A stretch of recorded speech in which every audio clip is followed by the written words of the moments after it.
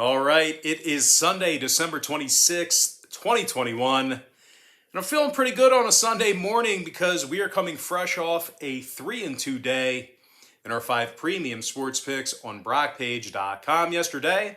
And if you want to see which one of these free YouTube picks on my channel that I'm actually betting on personally, there's only one way to do that, and that's to sign up for a membership on my website at brockpage.com.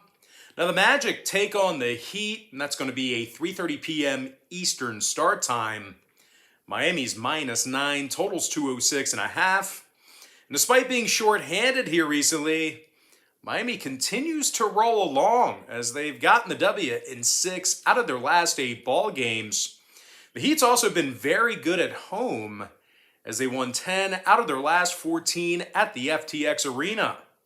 Miami's holding their opponents to just 102 points per contest there. And they currently lead the entire NBA in defensive rebounding at home.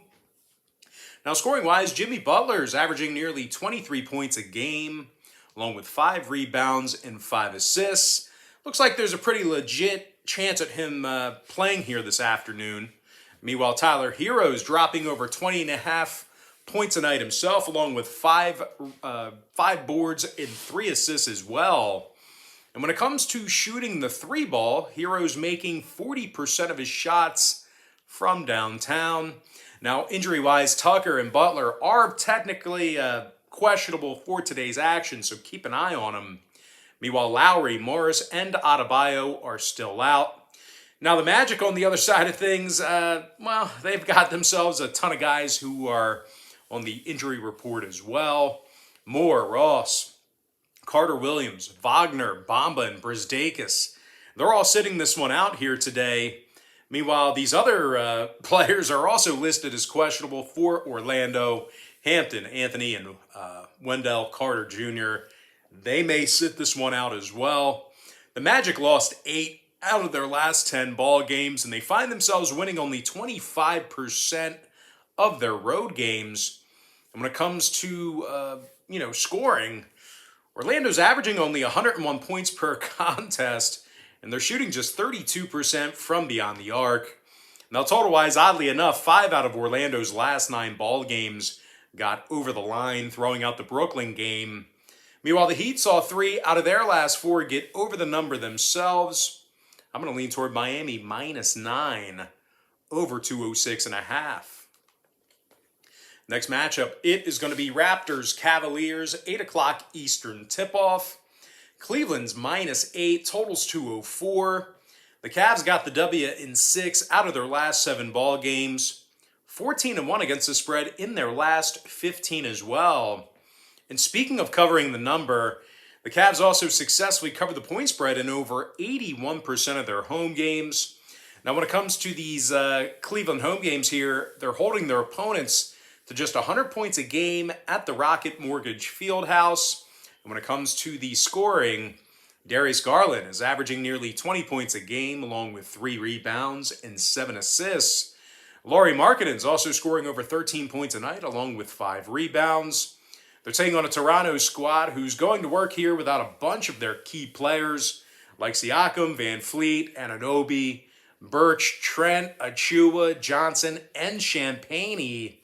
And even when the Raptors are mostly healthy, they still have a losing record overall for the season, and they're in the bottom 10 in shooting from the field.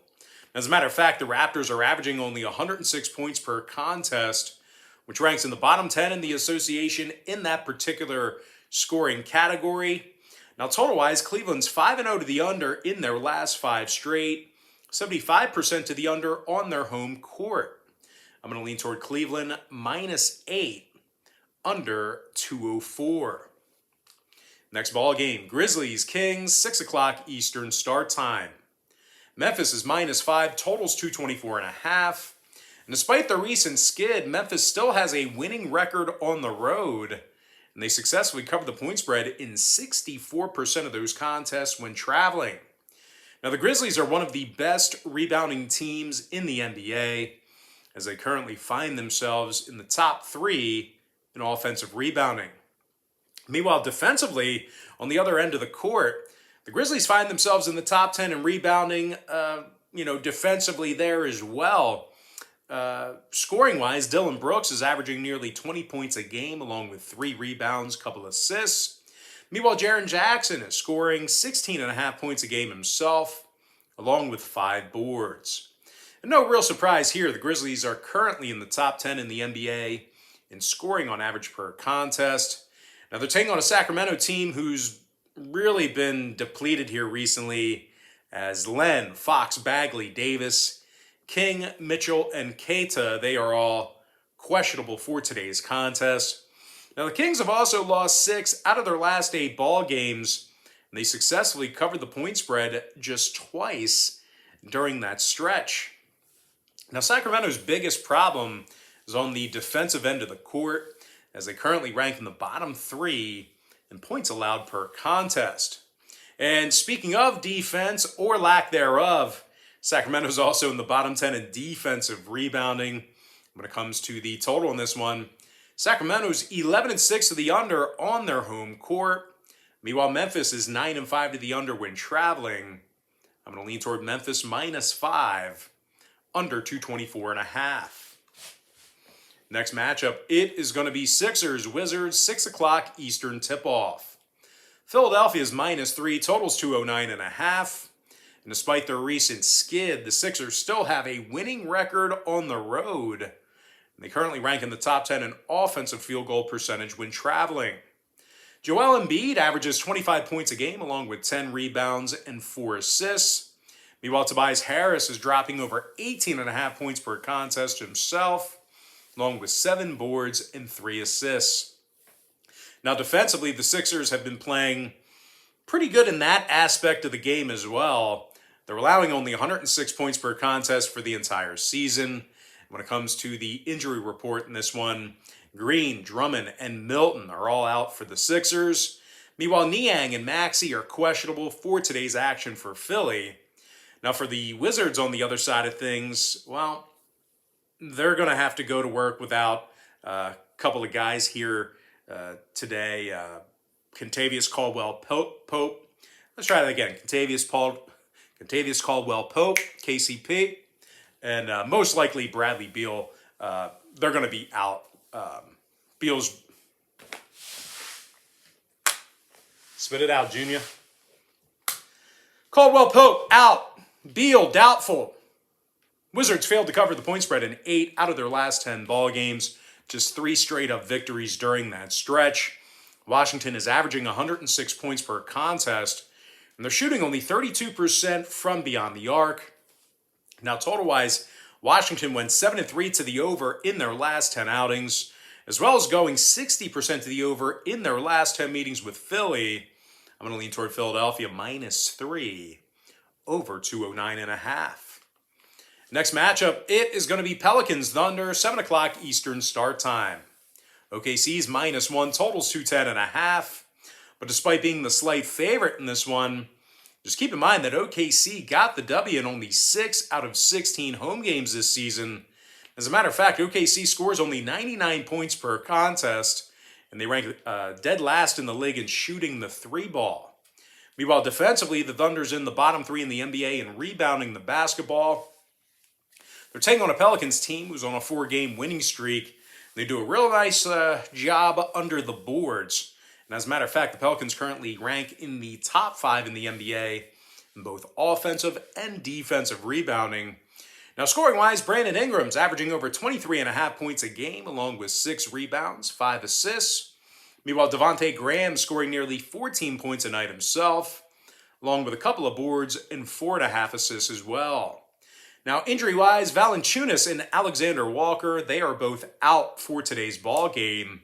When it comes to the total in this one, Pels saw 3 out of their last 4 ball games get over the posted number, 60% to the over in their last 10. Meanwhile, OKC saw contests with Phoenix, New Orleans, Toronto, and Detroit get over the line recently themselves. I'm going to lean toward the New Orleans Pelicans +1, over 210.5.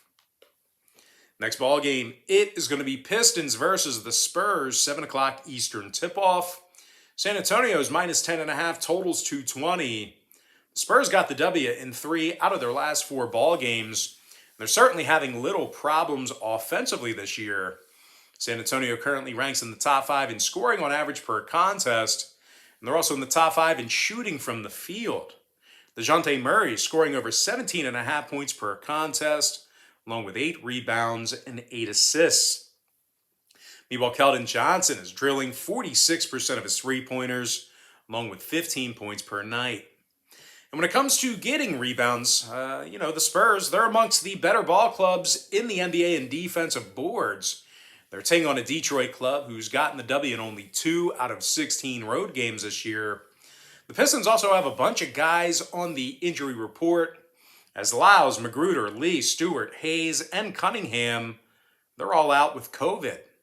Now, Detroit's one of the worst rebounding teams in basketball, as they're in the bottom 3 in offensive rebounding, as well as ranking in the bottom 10 in defensive rebounding as well.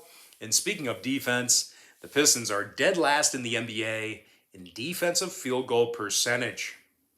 Now, total-wise, Detroit went 7-3 to the over in their last 10 outings. Meanwhile, the Spurs are a staggering 13-2 to the over on their home court. I'm going to lean towards San Antonio, minus 10.5, over 220. Next matchup, it is going to be Pacers versus the Bulls, 8 o'clock Eastern start time. Chicago's minus 7.5 totals 218. Despite having a handful of guys in COVID protocols, the Bulls should have Zach LaVine ready to go here this evening.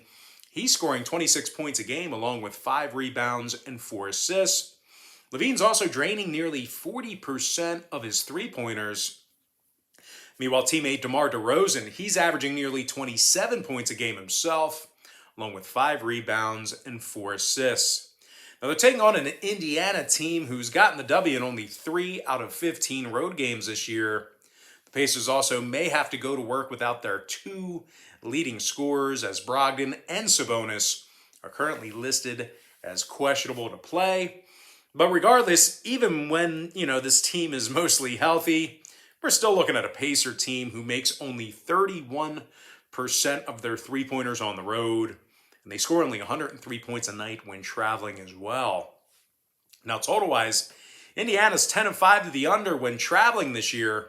Meanwhile, Chicago saw contests recently with Cleveland, Denver, and Brooklyn fall under the line themselves.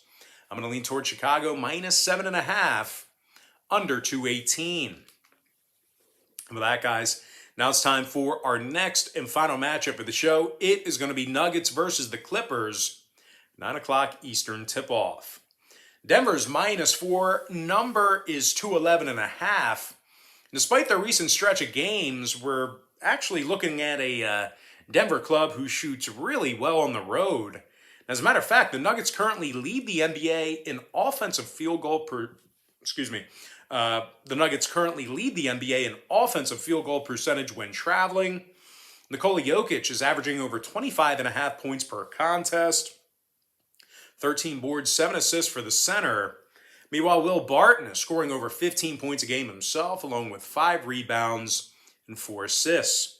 When it comes to shooting the 3-ball, Denver's currently in the top 10 in offensive 3-point percentage away from home. They're taking on a Clipper team who's going to work here without George, Morris, Jackson, Hartenstein, and Preston here today.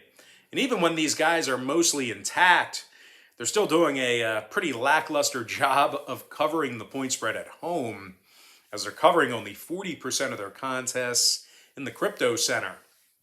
Now, the Clippers have had significant issues rebounding the basketball this year. They're currently in the bottom 10 in the league in offensive rebounding, bottom 5 in defensive rebounding as well. The Clippers were also averaging only 105 points a game. Now, total-wise, LA saw overs against Utah, Boston, and the Lakers here recently. Meanwhile, Denver, on the other side, saw 7 out of their last 10 get over the line themselves. I'm going to lean toward Denver minus 4, over to 11.5.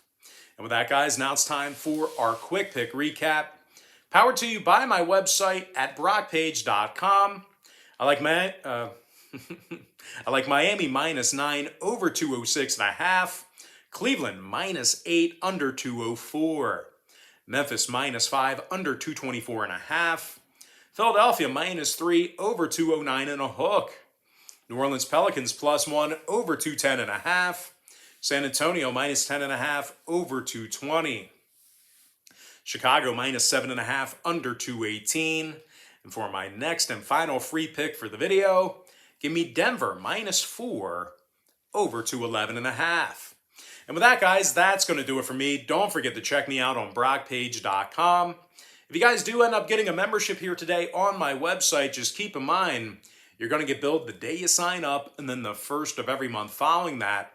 So if you do end up getting a membership here today on brockpage.com, you are going to get access to those picks all the way through the end of December. Although I do tell folks in every single video, the earlier in the month you sign up, the better. But most importantly, guys, got to thank you for joining me right here on YouTube. I really hope you enjoyed all this great free content, all this great free information. And with that said, guys, happy Sunday to you. Best of luck to you. And I look forward to seeing you later on today on my website at brockpage.com.